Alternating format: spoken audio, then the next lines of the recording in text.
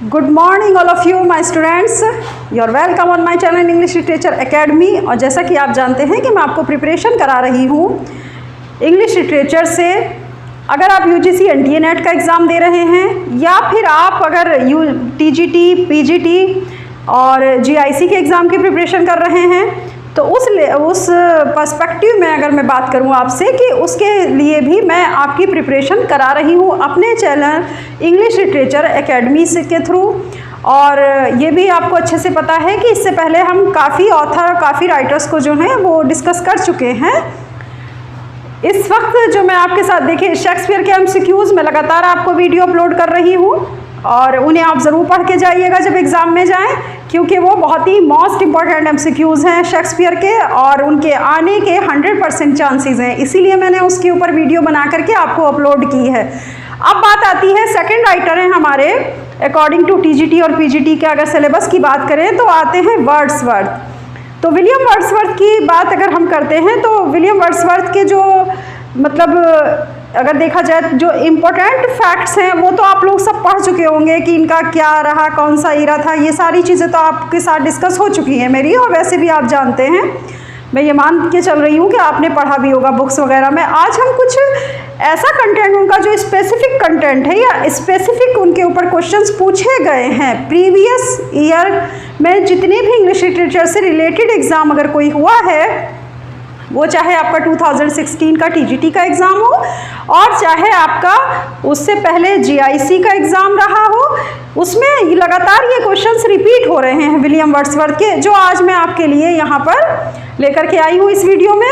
चलिए आप मेरे साथ इसका जो है थोड़ा सा डिस्कशन कर लीजिए और दूसरे आप बहुत ही कंसंट्रेशन के साथ इस विलियम वर्ड्सवर्थ के इन क्वेश्चंस पर कंसंट्रेट करेंगे, फोकस करेंगे और इन्हें याद रखिएगा हमेशा। एक बात और मैं आपको बता दूं कि मैंने टेलीग्राम चैनल पर भी मैं हूं और इंग्लिश लिटरेचर एकेडमी के नाम से ही मैं वहां कुछ नोट्स जो है वो अपलोड कर रही हूं। तो अगर आपको नोट्स रिटिन में चाहिए तो आप वहां से भी टेलीग्राम चैनल के ग्रुप से भी मेरे जुड़ सकते हैं और इस तरह आपको जो है डिस्कशन मेरे साथ इस तरह से यूट्यूब पर चैनल के थ्रू होता रहेगा। और अगर हम ऐसे बात करें तो हमारे जो नोट्स वगैरह हैं वो आप टेलीग्राम चैनल से भी अपना जो है ले सकते हैं। चलिए अब देखते हैं विलियम वर्ड्सवर्थ के ये थोड़े से मतलब ये कुछ जो है इसके पॉइंट्स हैं, कुछ क्वेश्चंस हैं इस तरह से मान लीजिए। देखिए फर्स्ट है Wordsworth published lyrical ballad in collaboration with. Wordsworth का जो वर्क था लिरिकल बलाड, बताइए वो किसके कोलैबोरेशन से पब्लिश्ड हुआ था, वो कौन सा राइटर है जिसने उनको कोलैबोरेशन दिया था, यानी उनके साथ सहायक कार्य किया था, या ऐसा मानिए कि दोनों ऑथर ने मिलकर के इस काम को किया था। तो वो है हमारे पास सैमुअल टेलर कॉलरिज, जिनका नाम हम शॉर्ट में लेते हैं एसटी कॉलरिज। और ये वर्क कब लिया गया और ये कब पब्लिश हुआ, अगर ये बात आ जाती है एक ही क्वेश्चन में मैं आपके कई क्वेश्चन कवर कराऊंगी, ये भी मैं बता दूं। देखिए इन्हीं क्वेश्चंस को अगर आप इलोबरेट करके लिखेंगे या इलोबरेशन करके आप इनका जो है फॉर्मेशन करते हैं तो इसी में से मैं 20-25 क्वेश्चन निकाल सकती हूँ। यही कंटेंट अगर हम मैंने शुरू से मेरा यही मतलब थोड़ा सा वो रहा है ध्यान इस तरफ कि आप लिखिए कम या ज़्यादा करिए, ठीक है। और मैं इस चीज़ को अपने हर स्टूडेंट से कहती हूँ कि देखिए इस टाइम पे नोट्स बनाने की ज़रूरत नहीं है, क्योंकि अब बहुत ज़्यादा वर्क हमारे पास, वो बहुत ज़्यादा टाइम हमारे पास नहीं है। अब ज़रूरत है आपको रिवीजन की, और रिवीजन ऐसा करिए कि हमारे 1 पॉइंट में ही हमारे 2-3 पॉइंट क्लियर हो जाएं। एक ही पॉइंट से हमारे 2-3 क्वेश्चन क्लियर हो, एक ही लाइन से हम जो है काफ़ी सारा कंटेंट जो है वो अपने दिमाग में फीड कर ले। हमें इस तरह से वर्क करना है, इसे कहते हैं स्मार्ट वर्क करना है। ओके चलिए देखते हैं। तो अगर ये बात आती है कि बताइए किसके कोलैबोरेशन में हुआ, तो एसटी कॉलरिज थे। और अगर ये बात आ जाए कि इन विच ईयर, अगर किस साल में हुआ, ये वाली बात आ जाए तो आप लिखेंगे 1798। 1798 मतलब 1798। वैसे हिंदी बोलने की जरूरत नहीं है, आप इंग्लिश में ही याद करिए 1798। ओके चलिए नंबर 2 आता है pantheism is best associated with. सबसे ज़्यादा पैंथिज्म एक टर्म है, ये भी मैं आपको बता दूं, कोई वर्क नहीं है बल्कि ये क्या है बेटा, ये एक टर्म है। पैंथिज्म जो टर्म थी उसे सबसे ज़्यादा बेस्ट तरीके से एसोसिएट वो कौन सा राइटर है जिसने किया था, तो वो कौन से राइटर हैं, विलियम वर्ड्सवर्थ हैं। क्योंकि विलियम वर्ड्सवर्थ को वर्शिपर ऑफ नेचर भी कहा जाता है। मैंने कहा था ना मैं एक ही कंटेंट में आपके दो तीन चीजें कवर कराऊंगी। अगर ये पूछ लिया जाए कि बताइए वो कौन सा राइटर है जिसे वर्शिपर ऑफ नेचर कहा जाता है, तो विलियम वर्ड्सवर्थ है। ठीक, अगर पैंथिज्म टर्म पूछी जाए तो आप ये कह सकते हैं कि पैंथिज्म टर्म को जो सबसे बेस्ट तरीके से एसोसिएट जिसने किया था वो कौन से राइटर हैं? विलियम वर्ड्सवर्थ हैं। इस तरह करके पढ़ेंगे ना तो एक ही सेंटेंस से बहुत सारी चीजें कवर हो रही हैं।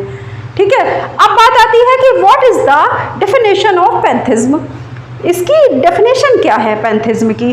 तो पैंथिज्म एक टर्म मैं आपसे जो बार बार डिस्कस कर रही हूँ कि ये एक टर्म है, ये एक टर्म है, तो वाकई ये एक टर्म है और इसका मतलब होता है कि एक ऐसा इंसान या एक ऐसा राइटर जो कि गॉड की बनी हुई चीज़ों में, गॉड के अस्तित्व में विश्वास रखता हो और उसके ज़रिए बनाई गई जितनी चीज़ें हैं, गॉड ने जितनी भी चीज़ें बनाई उन सब में वो विश्वास करता हो। ठीक है, तो ऐसे राइटर को हम किस टर्म से जो है थोड़ा सा मतलब इंडिकेट करेंगे? वो करेंगे पैंथिज्म से। ठीक है, तो पैंथिज्म जो वर्क था, जो पैंथिज्म जो टर्म थी, उसे किसने बेस्ट तरीके से एसोसिएट किया? विलियम वर्ड्सवर्थ ने।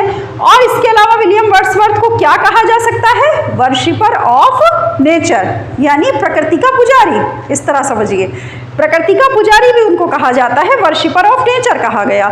ठीक है, पैंथिज्म मैंने आपको बता दिया कि जो भगवान के अस्तित्व में विश्वास करे, who believed in God exist and created to his things, जो उसकी बनाई हुई चीज़ों में भरोसा करे, जो उसकी बनाई हुई चीज़ें, जैसे प्रकृति पूरी हम मानते हैं कि हमारे भगवान ने बनाई है, गॉड ने बनाई है, अल्लाह ने बनाई है, तो इस तरह हम जैसे कहते हैं हर मजहब का आदमी अपने भगवान का नाम लेकर के ऐसे बोलता है, तो इसी चीज़ को पैंथिज्म टर्म से जो है वो बुलाया गया या इस चीज़ को पुकारा गया कि वो पैंथिज्म टर्म उस राइटर के लिए यूज़ होती है जो भगवान के अस्तित्व में विश्वास करता है। Is that clear? चलिए नेक्स्ट आता है number 3, which called the Magna carta of romanticism. Romanticism का मैग्ना कार्टा वो कौन सा वर्क है जिसको कहा गया? क्या कहा गया? मैग्ना कार्टा कहा गया। किस पीरियड का? रोमांटिसिज्म का। ऐसे आपको याद रखनी है, मतलब कीवर्ड पे थोड़ा ज़्यादा ध्यान दीजिए। मैग्ना कार्टा क्रिटिसिज्म का जो एरा था, रोमांटिसिज्म का जो एरा था, हो जाती है इस तरह की गलतियाँ लगातार पढ़ाते हैं। तो क्या था कि रोमांटिसिज्म में जो रोमांटिसिज्म का एरा था उसमें मैग्ना कार्टा किस वर्क को कहा गया? तो किस वर्क को कहा गया? जाहिर सी बात है, हम विलियम वर्ड्सवर्थ की बात कर रहे हैं तो वर्क भी किसका होगा? विलियम वर्ड्सवर्थ का होगा। तो उनके जो वर्क था वो था लिरिकल बैलाड्स। लिरिकल बैलाड्स को मैग्ना कार्टा कहा गया। और लिरिकल बैलाड्स किसका है? Who was the writer of this? वो है हमारे William Wordsworth. He was the William Wordsworth. ऐसे करके याद करिए, आप कोरिलेशन करके पढ़ेंगे ना। देखिए साइकोलॉजी का रूल्स जो है ना वो कहीं से भी लर्नर्स के लिए तो बहुत अच्छे हैं, अगर लर्नर्स उनको फॉलो करें तो उनके लिए साइकोलॉजिकल जो थ्योरीज हैं वो बहुत सटीक हैं। साइकोलॉजी कहता है कोरिलेशन करके पढ़िए आप कंटेंट को। जितना आप कोरिलेशन करके पढ़ेंगे, एक चीज़ से दूसरी चीज़ निकालिए, दूसरी से तीसरी निकालिए, इससे क्या होता है कि कम कंटेंट में हमारी तैयारी ज़्यादा हो जाती है।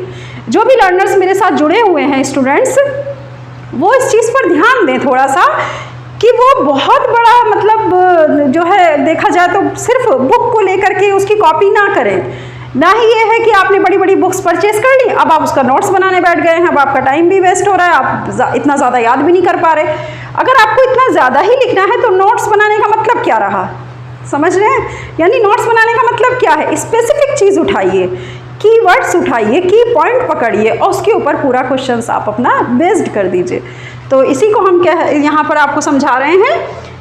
मैग्ना कार्टा किसको कहा गया? रोमांटिसिज्म ईरा का लिरिकल बैलाड्स को कहा गया। ओके, अब देखिए इसका कीवर्ड क्या है? पैंथिज्म। किससे रिलेटेड है? वर्ड्सवर्थ से। और वर्ड्सवर्थ को इसके अलावा क्या कहा गया है? देखिए इंडिकेशन मैंने लिखा है वर्शिप ऑफ नेचर। यहाँ स्पेस नहीं था तो मैंने WR करके वहाँ पे जो फुल स्टॉप, वो मतलब जो था फुल स्टॉप लगा दिया और फिर उसके बाद लिखा ऑफ नेचर, ऐसे करके जो था मतलब वर्शिपर ऑफ नेचर। एक इंडिकेशन मुझे आपको देना था, तो इस तरह काम चलाइए।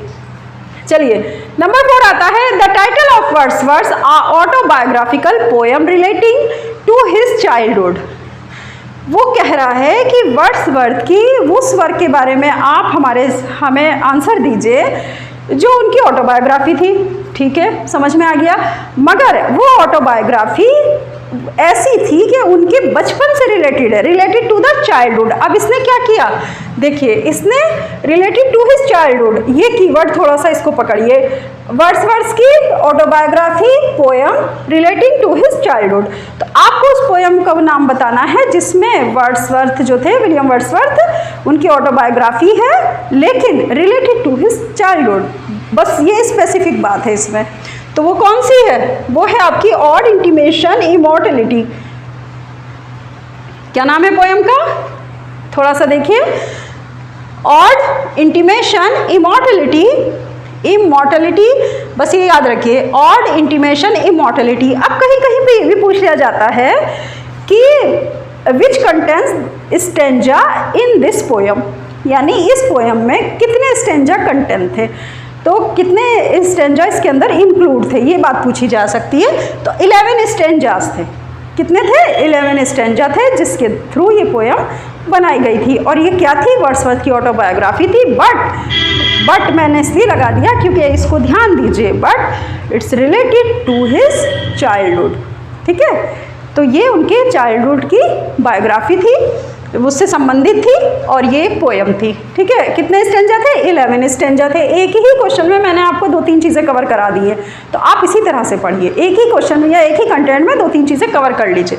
नेक्स्ट आता है, Wordsworth is known for his theory of poetic diction. Wordsworth की उस थ्योरी का नाम बताइए जो कि लिखी गई, कैसे लिखी गई, पोएटिक डिक्शन में लिखी गई। पोएटिक डिक्शन क्या कहते हैं, पोएटिक डिक्शन को क्या कहते हैं हिंदी में, हिंदी में कहते हैं कविता की शैली में। डिक्शन मीन शैली, यानी कविता की शैली में जो लिखी गई, तो उस थ्योरी का नाम बताइए आप। क्या पूछ रहे हैं वो, Wordsworth is known for his theory of poetic diction, उस थ्योरी का नाम बताइए जो पोएटिक डिक्शन में लिखी गई, तो उसे हम किस नाम से जानते हैं, या वो वर्क उनका किस नाम से जाना जाता है, तो वो जाना जाता है आपका प्रीफेस टू लिरिकल बलाड्स। अब देखिए यहाँ पे की पॉइंट आपके पास क्या है, थ्योरी है, पोएटिक डिक्शन में लिखी गई, ठीक है। इज दैट क्लियर बेटा। उसके बाद आप आंसर क्या दोगे, जाहिर सी बात है, पोएटिक वो कौन सा वर्क है या कौन सी थ्योरी है, preface to lyrical ballads, preface to lyrical ballads, इस नाम की थ्योरी है। और इसमें क्या था कि इसमें मतलब अगर हम बात करें तो ईयर नहीं दिया हुआ था, लेकिन मैंने ईयर इंक्लूड किया है ताकि आप इसको याद रखें।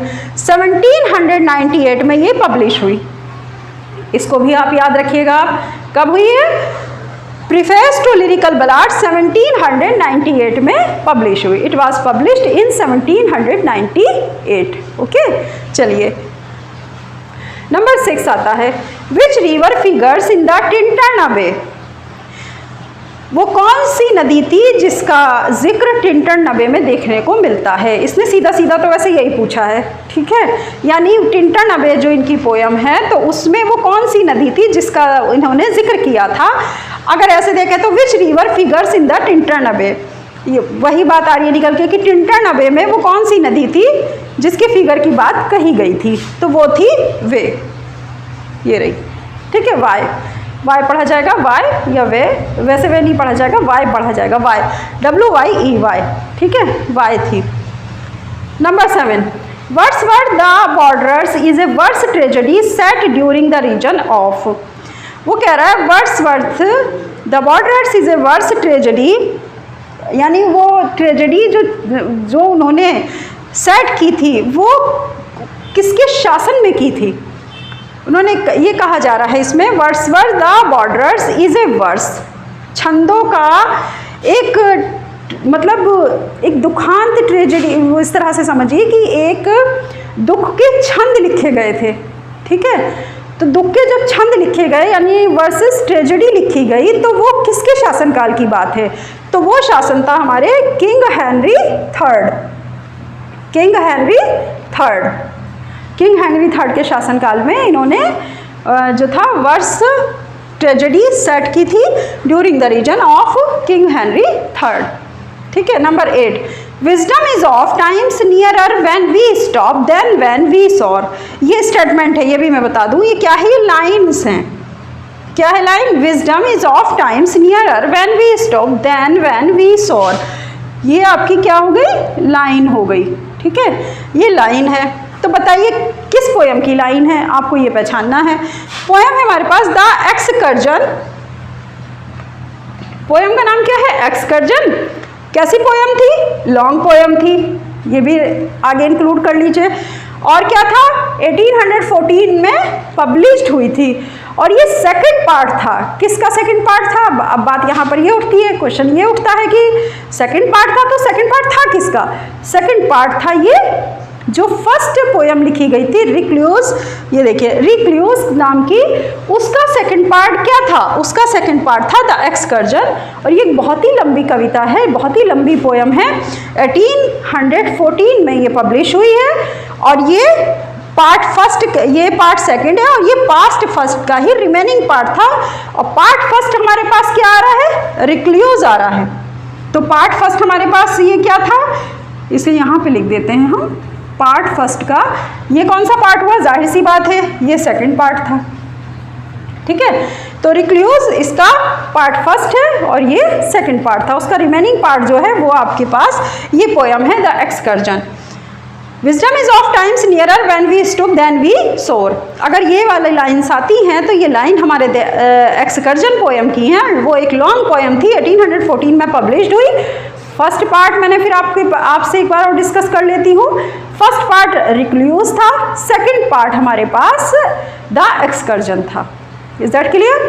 इस तरह से पढ़ेंगे, इस तरह से याद करेंगे तो आपको कई चीज़ें क्लियर हो रही हैं। अगर रिक्लूजन से आ जाता है, मान लीजिए क्वेश्चन उल्टा घुमा करके पूछ सकते हैं, तब भी आप इस तरह से देख सकते हैं कि द एक्सकर्जन सेकंड पार्ट था रिक्लूजन का। और अगर द एक्सकर्जन से क्वेश्चन उठा के पूछ लिया जाता है तो आप देख सकते हैं कि रिक्लूजन फर्स्ट पार्ट था and the second part was the excursion. It was the published on 1814। ठीक, इस तरह से। नेक्स्ट है number 9, little we see in nature that is ours lines. ये भी लाइन्स ही है, little we see in nature that is hours.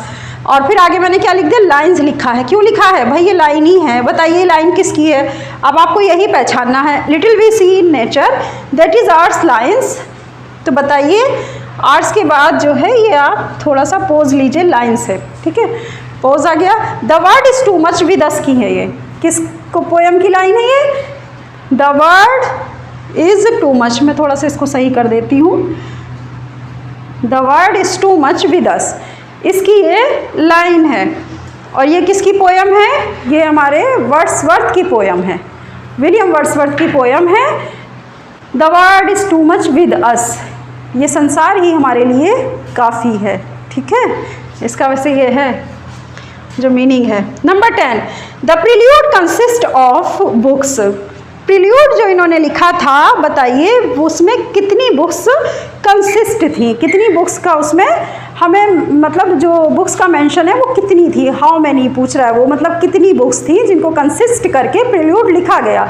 तो प्रील्यूड में इससे पहले भी आपको जो है डिस्कशन कर चुकी हूँ। शॉर्ट स्टोरीज होती हैं प्रील्यूड और इस तरह से जो हैं वो लिखी जाती हैं। तो ये क्या है? 14।